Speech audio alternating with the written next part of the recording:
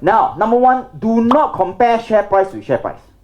So what do we mean by, if you buy a 6, drop to 3, those people, speculators or traders, they compare today's share price with yesterday's share price, right?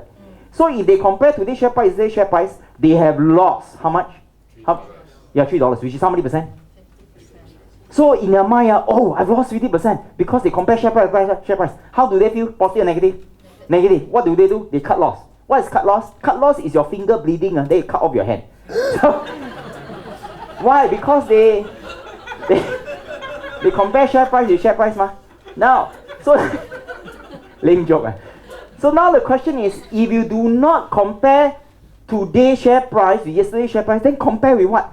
Now remember, as a value investor, we compare with what? Intrinsic value.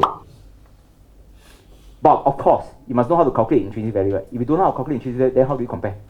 Yeah, which is why joining a class, there's a cohort, there's a community, lifelong learning, how important that is. Now, so the third one, let me finish this first, then you take a photo. So the third one is very important is, remember, the share price can drop, but not the what? Intrinsic value. So when intrinsic value drop, what does it mean? That means the value of this company become less and less valuable.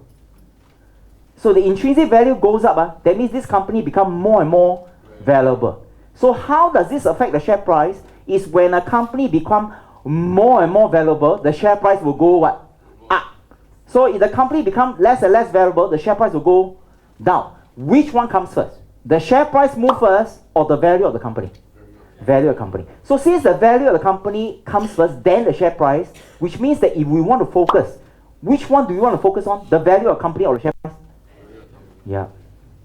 You must know which one comes first. They do not happen simultaneously. They happen sequentially. Okay? So what does it mean? Since the share price can fall and not the intrinsic value, am I right to say that if this blue line stays the same, that means it's a blue chip company? Wow, very stable. Like the Vital Soy, right? No matter what you do, the company cannot be killed. So the value will stay forever. McDonald's, Starbucks, or whatever. So am I right to say that if a bearish market and the share price fall for no reason while people are drinking Vital Soy, it simply means that the value stays the same, but the share price, that means they come and say, hey, do you want to buy Vital Soy at $3? So in case you buy the stock and the share price drop to 0, what is your possible risk? $3, right? But it will not drop to 0 because it's a good company. So eventually when it recovers, it goes back, right? So you buy at 3, sell at 10. Don't say overvalue, just sell at 10. How much will you make? How many dollars? 7.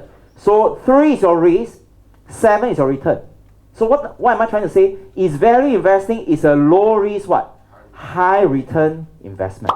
So I need help. Can you just take a photo of this? This is very important. You put it as a screensaver in your phone.